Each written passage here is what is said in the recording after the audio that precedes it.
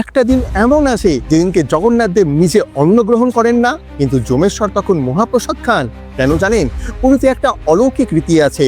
রথযাত্রার পর যেদিন একাদশী পড়ে সেদিন শ্রী জগন্নাথ দেব রথে থাকেন, আর ঠিক সেই দিন তার জন্য কোনো অন্নভোগ হয় না, অর্থাৎ তিনি সেদিন কিছুই খান না। কিন্তু তখনই ঘটে একটা আশ্চর্য ঘটনা। ঠিক সেদিন একমাত্র তিনি অন্নভোগ গ্রহণ করেন, তিনি হলেন পুরীর যমেশ্বর। তার অন্নভোগই সেদিন মহাপ্রসাদ হিসাবে গণ্য করা হয়। শাস্ত্র বলে এটাই জগন্নাথ দেবের ভোগের বিকল্প। আর আপনি জানেন, এটা শুধু একদিন নয়, রোজই হয় একটা বিশেষ কিছু। প্রতিদিন যমেশ্বরকে ভোগ দেওয়া হয়, আর এটাই পুরীর একটা গুপ্ত ধর্মীয় রীতি, যেখানে যমরাজও জগন্নাথ দেবের অনুমতিতে প্রসাদ ভোগী। আপনি যদি এই অজানা তথ্যটা জানতেন, আপনি অবশ্যই দেখেন যমেশ্বর টোটা এবং মহাপ্রসাদ।